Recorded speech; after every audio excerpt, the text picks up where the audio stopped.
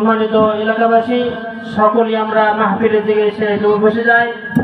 এ পর্যায়ে কোরআন থেকে আলোচনা আছেন মৌলানা মোহাম্মদ মাহমুদুল হাসান শেরপুরি।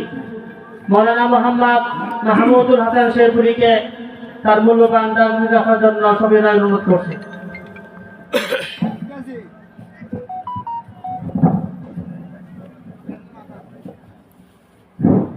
মাহফিলের শুরুতে আমরা একটু তাকবীর দেবো, কি বলেন? ফাঁকা জায়গায় শয়তান ভরে গেছে, এই জন্য লোক দেখা যাচ্ছে না। আমরা যদি তাকবীর দেই, এই শয়তানগুলো এখান থেকে চলে যাবে, আমাদের ভাইদের আসা শুরু হবে, কি বলেন?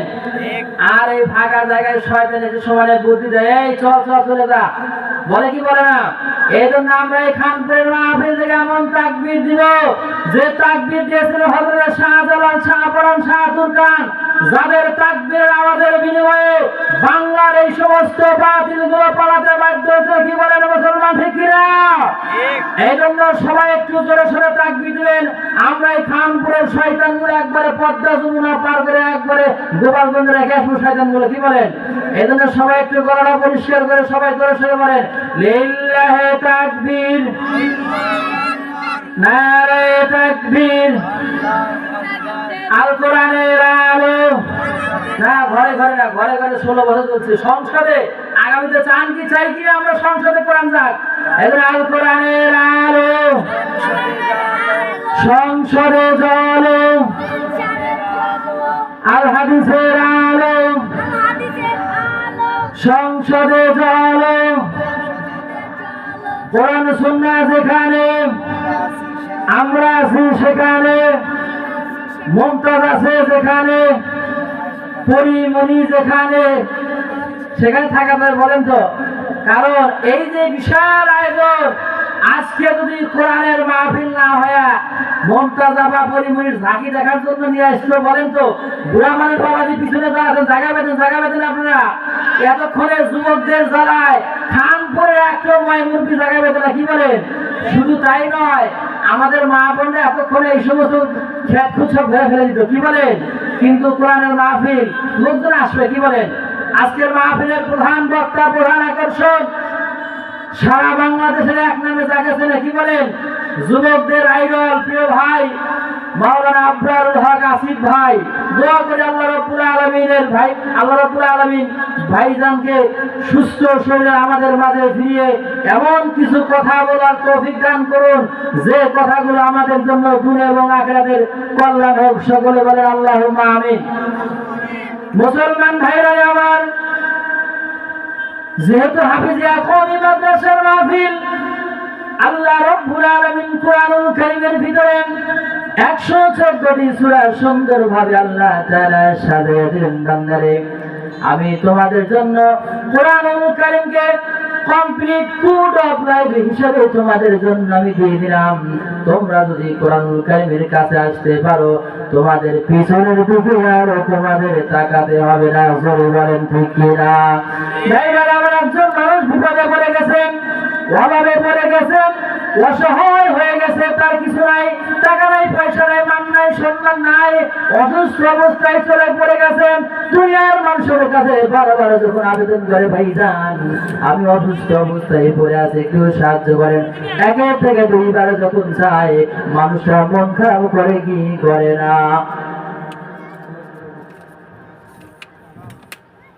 ভাইরা আমার, কিন্তু আমার আল্লাহ তাআলা বলে, বান্দা আমি এমন একজন মানুষ, আমি এমন একজন আল্লাহ, আমার কাছে বান্দা না আছে আমি মন খারাপ করি।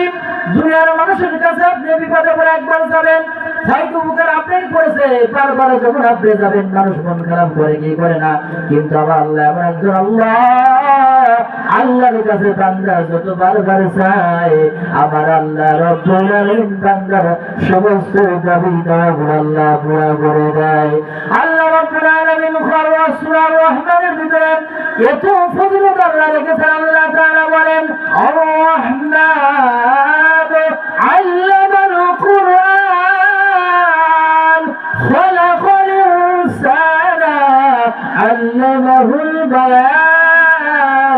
আল্লাহ রাব্বুল আলামিন সমস্ত নিয়ামত মনে হয় সূরা রহমানের ভিতরে আল্লাহ পাক দিয়েছে, বলেন সুবহানাল্লাহ। ভাইরা আমার কোরআনুল কারীমের ভিতরে আপনি যতবার পড়বেন একটা আয়াত 1 2 3 বার বলা আছে, কিন্তু আর রহমানের ভিতরে আল্লাহ রাব্বুল আলামিন একটা আয়াত 31 বার জানাইয়া দিলেন। আল্লাহ রাব্বুল আলামিন বলেন ফাবি আই আলা রাব্বিকুমা তুকাযিবান। জোরে জোরে বলেন আল্লাহু আকবার। বান্দারা আমি তোমাদেরকে অসংখ্য কোটি কোটি নিয়ামত তোমাদের দান করলাম, তোমরা কোন কোন নিয়ামত অস্বীকার করবা? আপনি একজন মানুষের দিকে তাকায় দেখেন যার 2টা চক্ষু নাই, যার 2টা হাত নাই, যার একটা পা নাই, সেই লোকটা দুনিয়াতে চলতে ফিরতে গেলে কিরকম অসুবিধা হয় কি হয় না? কিন্তু আল্লাহ রাব্বুল আলামিন আমার ওই রকম বানান নাই, আমার এত সুন্দর দেহ আল্লাহ দিয়েছে। এরপরে মুসলমানের সন্তানগুলো আল্লাহ পাকের হুকুমের কাছে আসে না, বলেন ঠিক কিনা? তবে আপনাদের অঞ্চলের মানুষ নামাজ 5 ওয়াক্ত পড়ে, কি বলেন বাবা, ঠিক কিনা?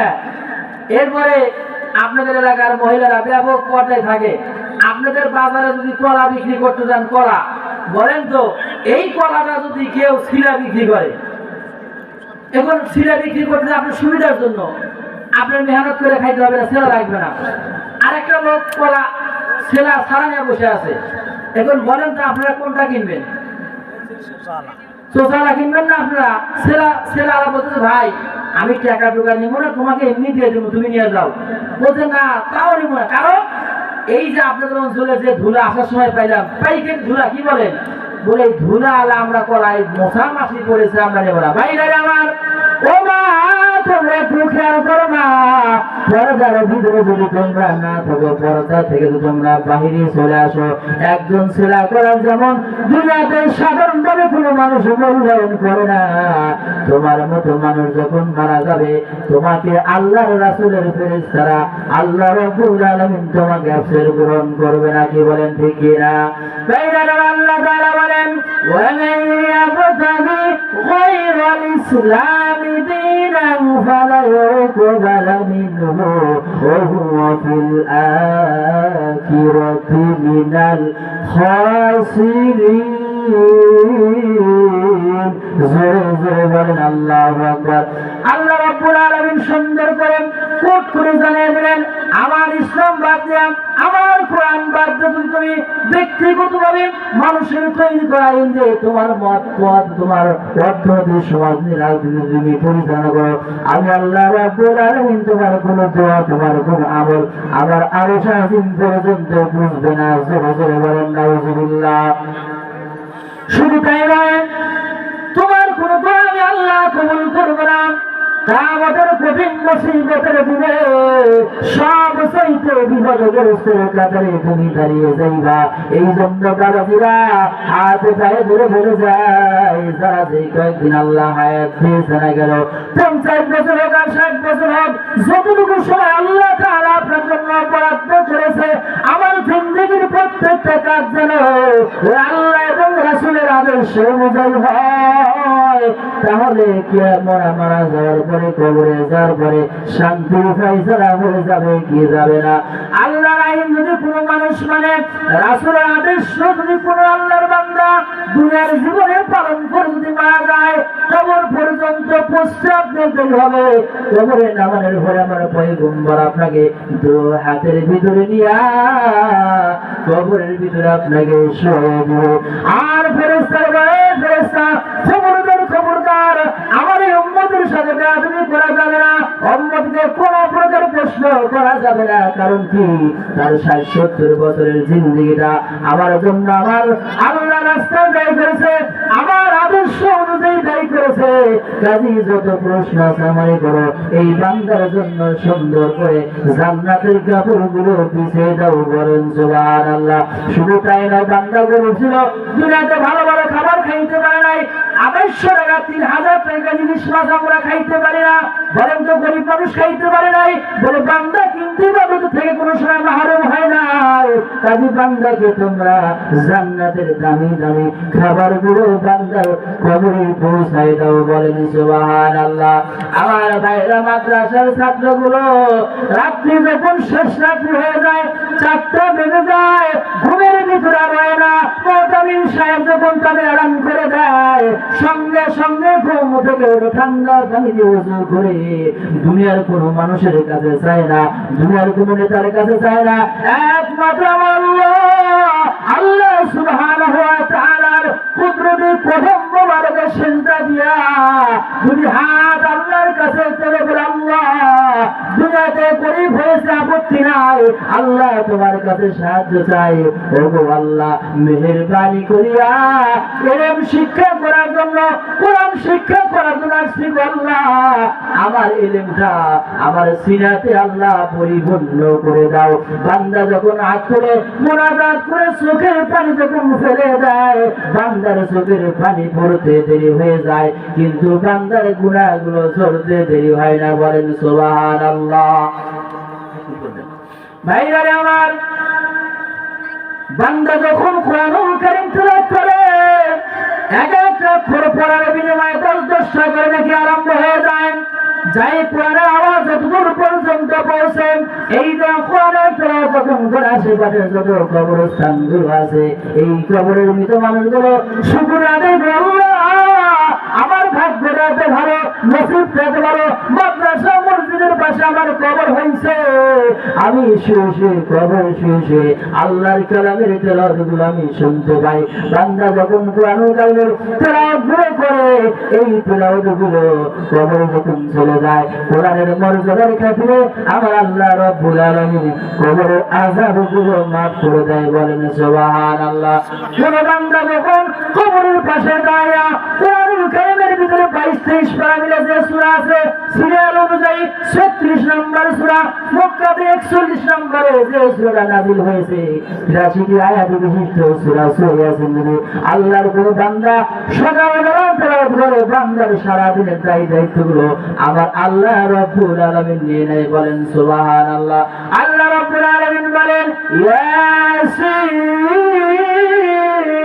ওয়াল কুরআনিল হাকীম। বান্দা যখন কবরের পাশে দাঁড়ায়া সূরা ইয়াসিনের তেলাওয়াতটা করে, কবর আযাবগুলো আল্লাহ সূরা ইয়াসিনের বরকতে মাফ করে দেয়, বলেন সুবহানাল্লাহ।